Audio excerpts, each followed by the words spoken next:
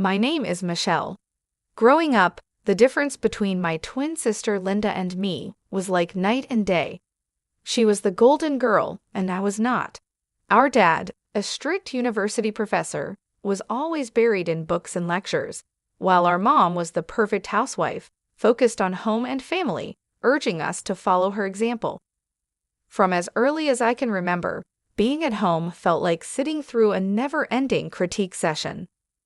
My parents had a plan for the perfect family, and it did not include a daughter who wore band t-shirts and liked to keep to herself.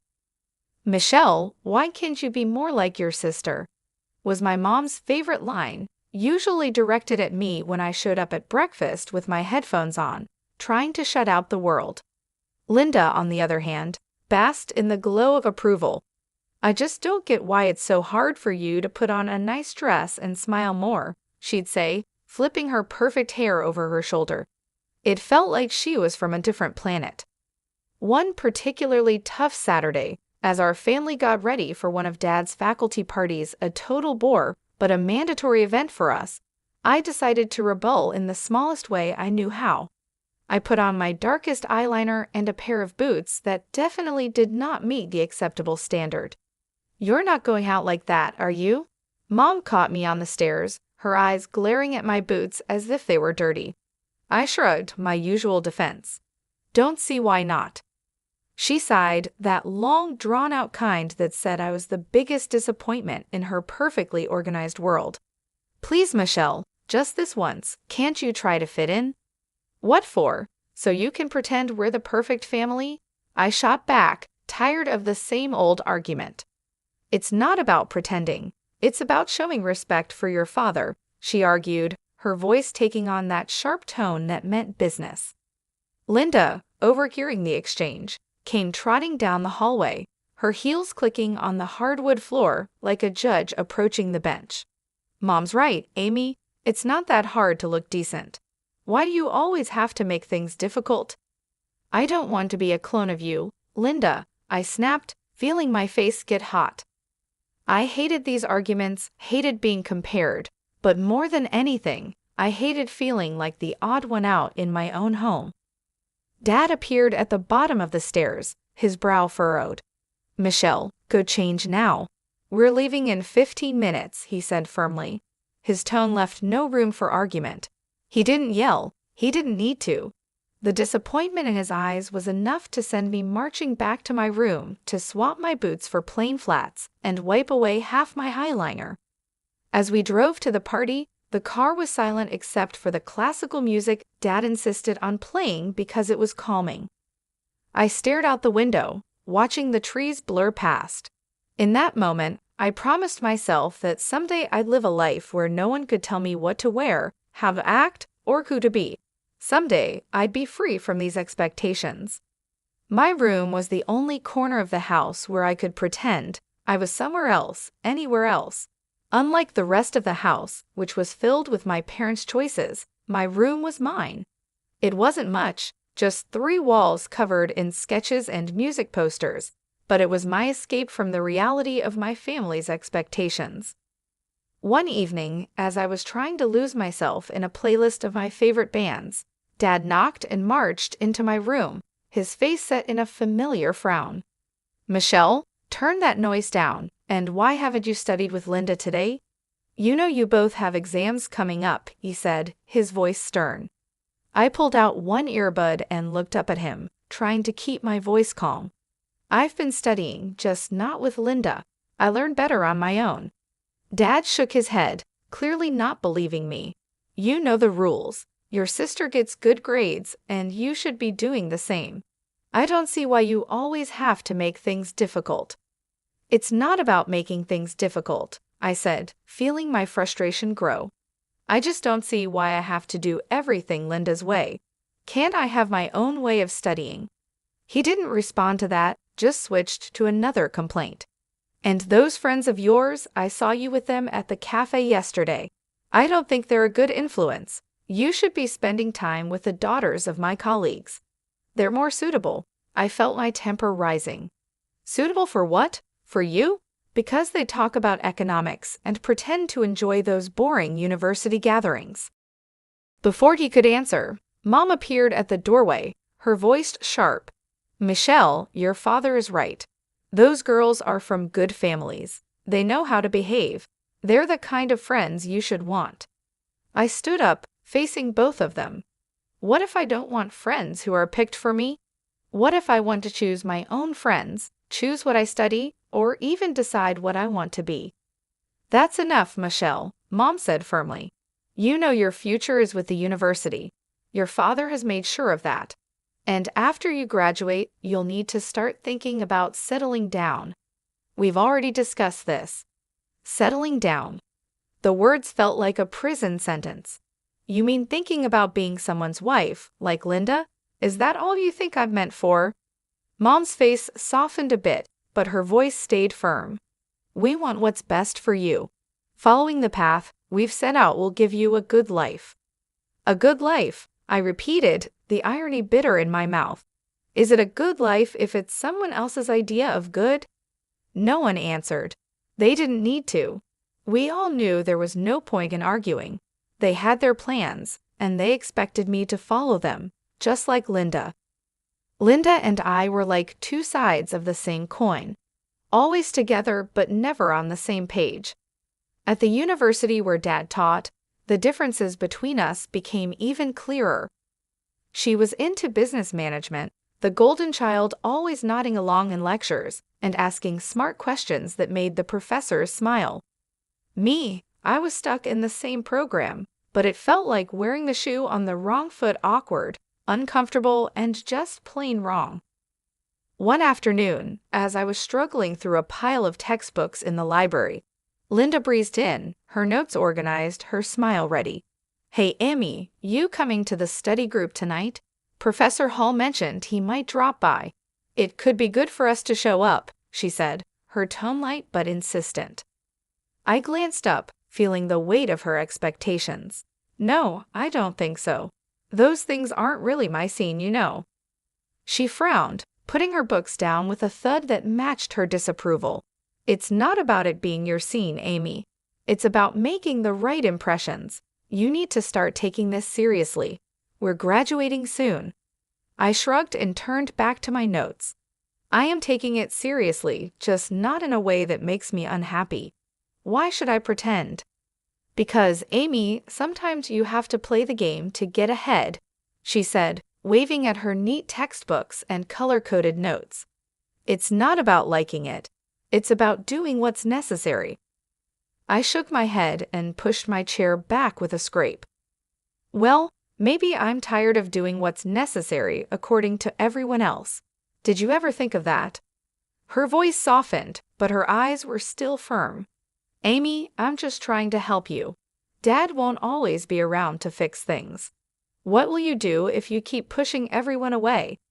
Maybe I'll figure it out on my own. Maybe I don't need to follow Dad's path or yours, I replied, feeling a surge of defiance. Linda sighed, clearly frustrated. You're so stubborn. Just try, okay. For me, if not for yourself, show up tonight and talk to Professor Hall. It won't kill you. I looked at her, really looked, and saw not just my perfect sister, but someone who cared in her own way. Fine, I'll think about it, I conceded, not ready to promise more. Thank you, she said, her smile returning. It's not that bad, you know. You might even like it if you gave it a chance. Doubt it, I muttered, but I knew I had lost this round. For Linda, I'd show up, sit through another boring discussion, and not at the right times. It was just a few hours. How bad could it be? As it turned out, not as bad as I thought. Professor Hall was surprisingly interesting when he wasn't lecturing from a podium. I even asked a question, which earned a shocked but pleased look from Linda. Later, as we walked back to our dorm, Linda nudged me. See, not so terrible, right? That fragile piece didn't last long. In our final year, Linda introduced us to her fiancé, a lawyer 12 years older, already well established and exactly what our parents dreamed of. Mom and Dad were thrilled, praising Linda for making such a smart choice. Then they turned their hopeful eyes on me. Now, Michelle, it's your turn to find someone suitable, Dad said one evening over dinner, his tone implying my time was running out. Mom nodded enthusiastically, already planning out my life as if it were another one of her well-organized projects. Think about your future, dear, someone who can provide for you, who has a good standing. I remember staring at my plate, feeling trapped. Linda's wedding was planned down to the smallest detail by Mom. From the bridesmaids' dresses to the flowers, everything showed off her perfect vision of family prestige. After the wedding, Mom often visited Linda, giving advice and making sure Linda's life went exactly as she had planned. Watching this, I knew one thing for sure. I didn't want my life controlled by someone else. One day, I was walking down the street, lost in thoughts about escaping the life my parents wanted for me, when I heard the deep rumble of a motorcycle. Curiosity made me look. That's when I saw him, Brian, with his leather jacket and carefree smile, pulling up beside me. "You look like you need a ride," he called over the roar of the engine, a playful sparkle in his eyes. I hesitated, looking back toward the path home, then at his outstretched hand. What did I have to lose? "Sure, why not?" I said, my voice a mix of nerves and excitement. Climbing onto the back of his bike, I felt a rush of adrenaline as we sped away. The wind whipped through my hair, and for the first time in a long while, I laughed a real laugh. Brian shouted something about showing me his world, and I held on tighter, not wanting the moment to end. We stopped at a diner popular with bikers. Over burgers and fries, Brian told me about his life as a welder, his love for bikes, and his passion for the open road. It was so different from anything I was used to, raw and real. "Don't you get scared living like this?" I asked, my voice barely rising above the clatter of plates and chatter around us. "Scared? No, it's thrilling. You never know what's around the corner. Isn't that better than having everything planned out for you?" he replied, his eyes lighting up with each word. Over the next few weeks, we met in secret. Each ride on Brian's motorcycle took me further from the life I was supposed to live and closer to the life I wanted. The speed, the adventure, it wasn't just about the thrill. It was about feeling alive, feeling free. One evening, as we watched the sunset from a secluded overlook, Brian turned to me. "Michelle, I don't just ride to escape. I ride to feel alive, to make every moment count. With you, every moment feels like it's worth something." I leaned into him, my heart beating fast. "I've never felt like this before. You make me feel free, Brian." He smiled, pulling me closer. "Then let's not go back to just existing. Let's live." 5 months with Brian felt like a lifetime of moments. I had always dreamed of the day he would propose under the stars, with the gentle rumble of his bike in the background. My heart said yes before my mouth could form the word. It was perfect, except for one big problem: my parents. I was scared to introduce Brian to them. He was everything they disapproved of: his rough edges, his wild spirit, his simple but happy life as a welder. But love gave me courage, and I decided it was time for them to know.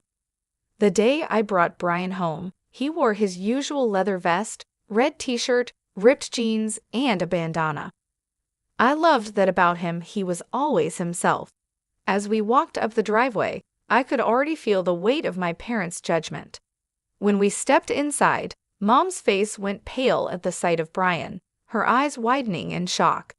"What in the world, Michelle?" she gasped, her voice barely a whisper. Dad's reaction was harsher, his words sharp as knives. "Who is this, and why is he dressed like a thug in our house?" I took a deep breath to steady my nerves. "Mom, Dad, this is Brian. He's the man I love. We're getting married." The silence was deafening. Then Dad turned to Brian, his tone full of disdain. "Married? What do you do for a living, young man? What are your qualifications?" Brian, bless him, didn't waver. "I'm a welder. I took some specialized courses after high school. I work hard and make an honest living." The look on my parents' faces was a mix of horror and disbelief. Mom looked like she might faint. "A welder, Michelle? You can't be serious." Dad's voice rose, anger flaring. "You expect us to bless this, to throw away your future for a welder? I felt my resolve harden. Yes, because he makes me happy. Isn't that what should matter?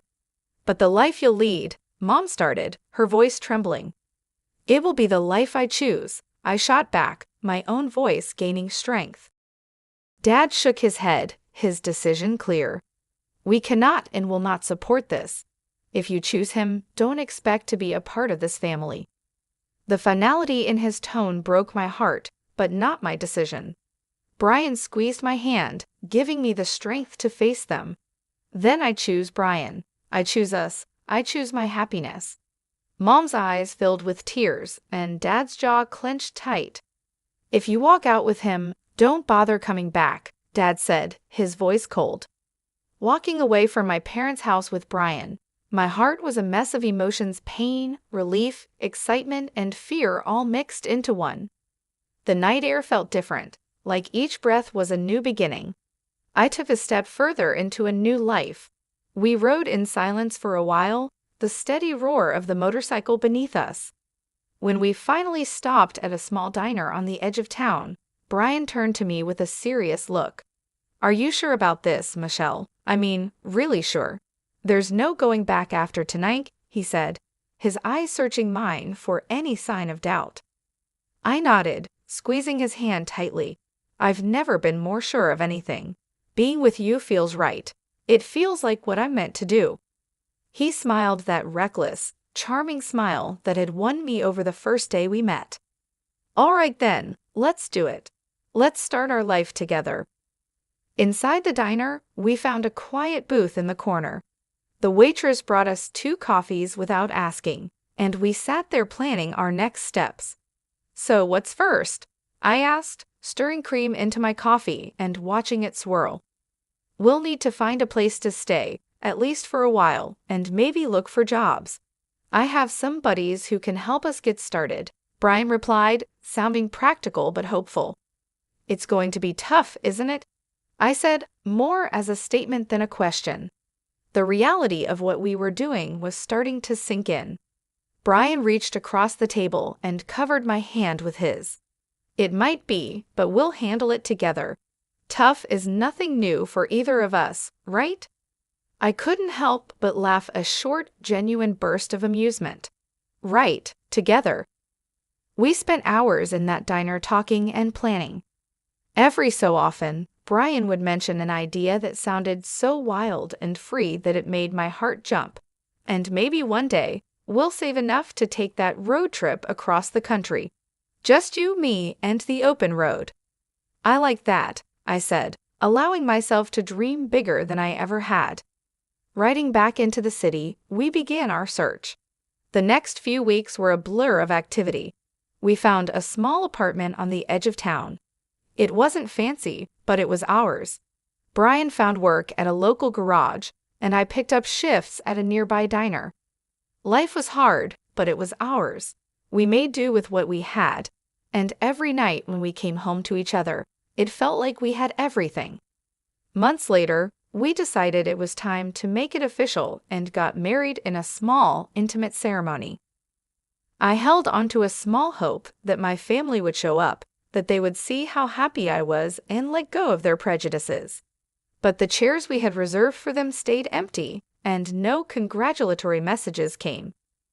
Despite the sting of their absence, the day was perfect because it was ours. Over time, I grew very close to Brian's mom. She welcomed me with open arms, calling me her daughter and filling in the gaps left by my own family. Her warmth and acceptance helped heal some of the wounds left by my parents' rejection. Things finally started looking up for Brian and me.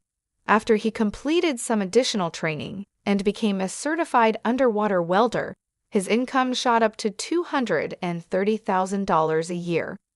That change made a huge difference. We managed to buy a townhouse in a nice area, the kind of place I had always dreamed about but never thought I'd actually live in. I started working as a dispatcher in Brian's company. It wasn't just a job. It felt like I was part of something important, supporting the man I loved and building our future together. On weekends, we escaped the city on his bike, roaring through winding roads and taking in the breathtaking views of nature. Those moments, with the wind in my hair and Brian's warmth against my back, were pure bliss. Living nearby, my mother-in-law became a frequent visitor. One afternoon, while Brian was tinkering in the garage and I was making coffee, she arrived looking a bit troubled. "There's been some bad news," she said as she settled down at the kitchen table. "Something about a professor at the university involved in a harassment scandal." My heart skipped a beat. "Did they say who it was?" I tried to keep my voice steady, dreading the answer. She shook her head. "No, they didn't mention a name on the radio, but you know how these things go. It's probably all over the TV by now." Nodding, I turned on the television and tuned into the news. Sure enough, there was a report on the scandal. As I had feared, my father's face appeared on the screen. The anchor detailed the accusations against him, and I felt a cold wave of disbelief wash over me.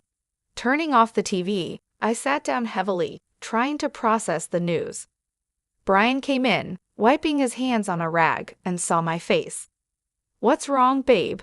he asked, his brow furrowed in concern. I swallowed hard, my voice barely a whisper. "It's my dad. He's been accused of harassing a student." Brian's expression grew serious for a moment before he came over and took my hand. "I'm sorry, Michelle. That's tough news. How do you want to handle this?" I shook my head, feeling unsure about everything. "I don't know. I mean, what can I even do? We're not close anymore." He squeezed my hand, showing he understood. "Whatever you need, I'm here for you. We don't have to figure it all out right now." I decided to wait and see how things unfolded before making any moves. Whatever decision I made, I knew Brian would be by my side, and that gave me the strength to face whatever came next. Life had been peaceful until that unexpected afternoon at work when a familiar car pulled into the parking lot.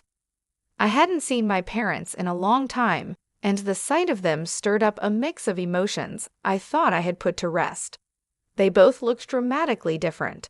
The scandal had taken its toll. Mom had lost a lot of weight and looked much older, while Dad seemed broken, a shadow of the stern man he once was. My mother saw me and rushed over, arms open as if nothing had happened, as if years of distance and disapproval could be erased in an instant. But I couldn't embrace her, not now. Instead, I stepped back and took Brian's hand, drawing strength from his presence. "Michelle, it was so hard to find you," Mom said, her voice cracking with emotion. Dad, always the blunt one, got straight to the point. His voice was harsh and bitter. "I was accused unfairly, you know. I went to your sister's husband for help, but that leech wanted a fortune. Your sister sided with him, and now they've kicked us out. We need your help." I stared at them, disbelief and anger swirling inside me. "Help? After all these years, you show up and demand help." "We have nowhere else to go," Mom said desperately. "They've disowned us too. We thought maybe we could stay with you." I almost laughed at the absurdity. "Stay with me? After you disowned me, you made it clear I wasn't your daughter anymore." Dad's face turned red, his old temper flaring up. "You owe us, Michelle, after all we've done for you."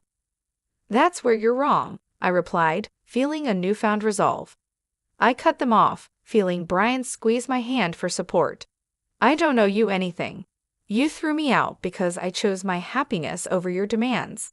And now you want to just move in and act like we're a family again?" The situation was spiraling out of control, and I could see people watching, a small crowd beginning to form. Mom started to cry, her sobs loud and drawing even more attention. "You're being ungrateful after everything we've done for you," she accused through her tears. I took a deep breath, my decision clear. "No, Mom, I'm not ungrateful. I'm free and happy. You made your choices, and now you have to live with them." As we walked away, I heard my dad yelling, but Brian leaned over and quietly told the security team, "Don't let them come here again." The following months flew by, filled with love and peace. We welcomed a son, a new beginning for our growing family. My parents never came back. That day in the parking lot was the last time I saw them. While part of me grieved for what could have been, I knew I had made the right choice for myself and for my family.